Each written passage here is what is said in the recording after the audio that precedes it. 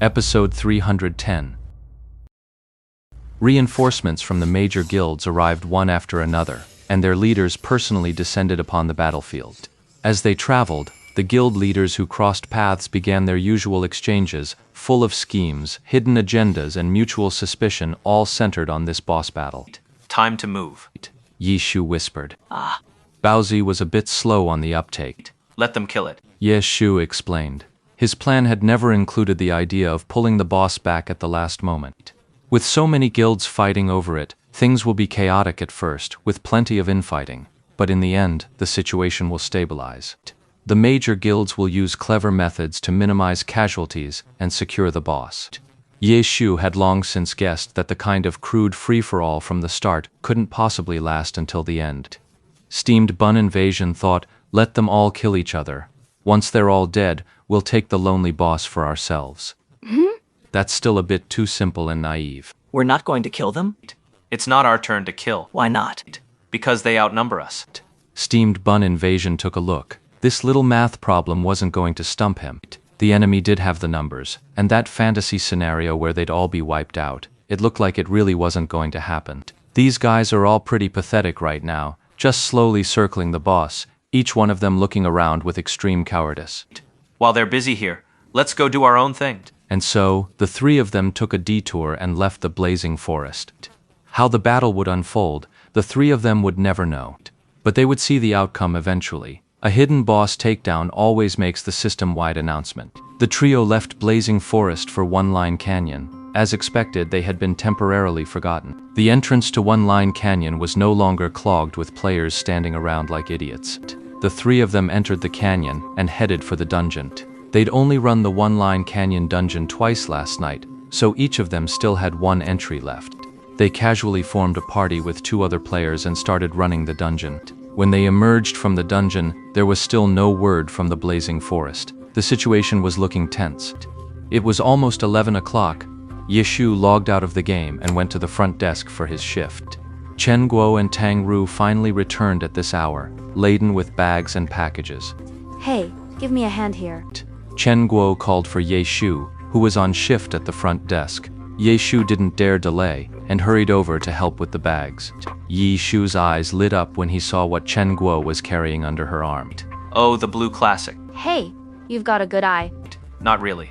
Ye Shu smiled. The Blue Classic was a gaming keyboard, and it was his usual model.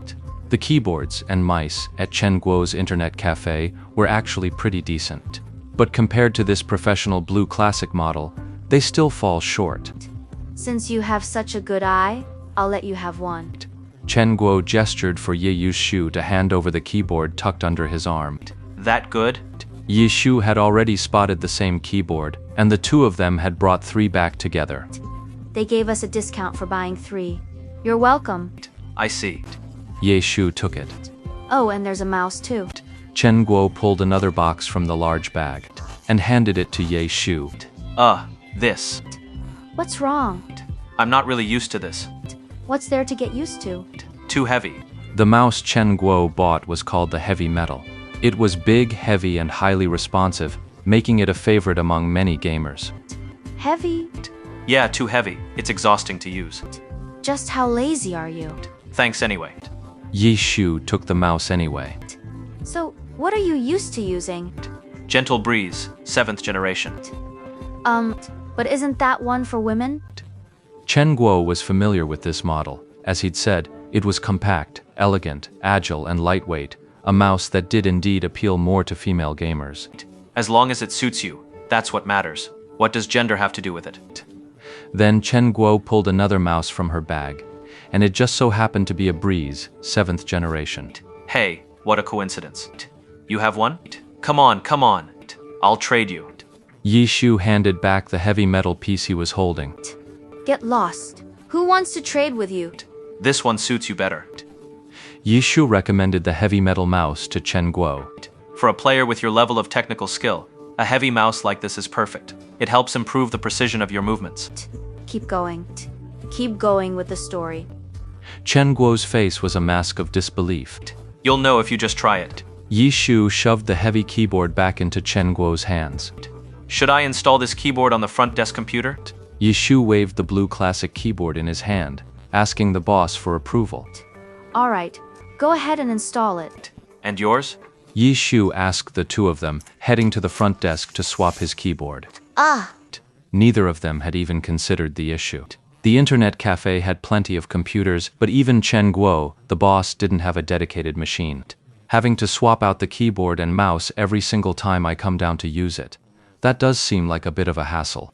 But if we just leave it on one of the public machines, it'll get trashed by customers. That's not worth it at all. that's a real problem. Take your time and think it over. As Yeshu spoke, the blue classic was already installed. His fingers settled on the keys, and a wave of profound familiarity washed over him. He'd been using this keyboard for 5 years now. Ah, whatever. Let's just find a spot and give it a try. Chen Guo, however, was too impatient for long-term planning. He wanted to enjoy the moment first. He found an empty terminal, swapped out the keyboard and mouse, and got busy. Compared to him, Tang Ru was far more steadfast. Once she was done, she knew to take her things back and put them away first, not like Chen Guo, who had the nerve to just stop right at the internet cafe's entrance. Chen Guo had to make 2 trips up and down to get everything inside. When 2 girls go shopping, they're not just buying keyboards and mice, clothes, cosmetics if they don't come back with 8 or 10 bags. Can you even call them girls? Yishu had his new keyboard set up, but he still had to handle the customers logging off at 11 and the ones logging on. Chen Guo finished setting up and immediately logged in, diving straight into the arena. She acted as if she'd just equipped 2 divine artifacts and was about to become invincible. The very first match, she got stomped. The second one, stomped again. Chen Guo felt as if she'd been doused with cold water. She sat frozen before her computer, completely motionless.